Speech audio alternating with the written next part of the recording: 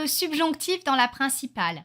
Même si le subjonctif est majoritairement utilisé dans la proposition subordonnée, il peut exceptionnellement trouver sa place dans une proposition principale ou indépendante. Il peut être utilisé dans une exclamation à la troisième personne. Par exemple, prenez la phrase « Puissiez-vous réussir ?» Le verbe « puissiez » est au subjonctif et exprime un souhait. Dans la phrase « Qu'il veuille bien se tenir tranquille », le verbe « veuille » est également au subjonctif et exprime cette fois un ordre. Dans la phrase « Que la chance vous sourisse », sourisse est au subjonctif et exprime un souhait. Dans ces situations, le subjonctif remplace un impératif qui serait impossible à exprimer à la troisième personne, car l'impératif n'existe pas à la troisième personne. Le subjonctif peut également servir à exprimer une indignation, parfois associée à une conséquence hypothétique. Par exemple, dans la phrase « qu'ils viennent », viennent est au subjonctif et exprime une indignation.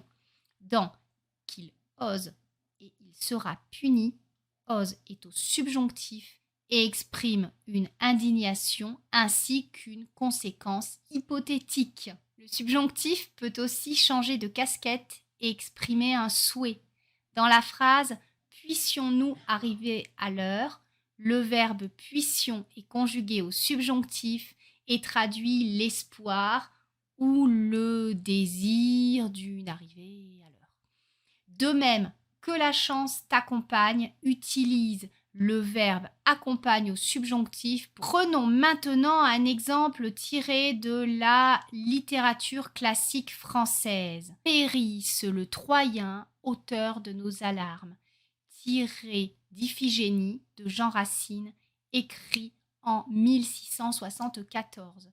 Dans cette réplique, le verbe périsse est au subjonctif et exprime un souhait intense, voire une malédiction envers le Troyen considéré comme la cause des malheurs évoqués.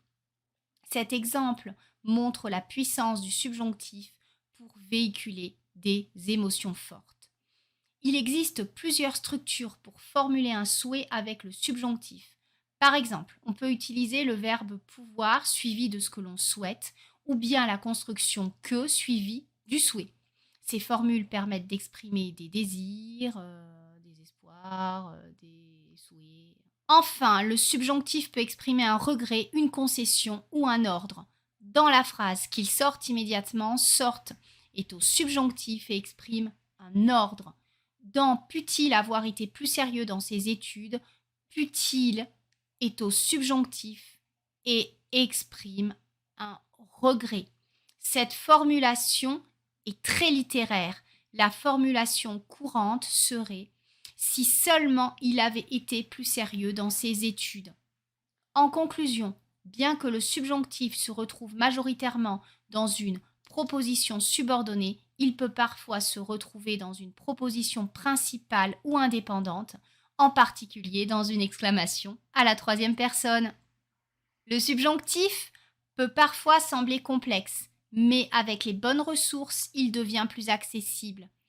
Ma playlist dédiée est là pour vous aider. Cliquez sur la vignette qui s'affiche à l'écran pour plonger dans le subjonctif.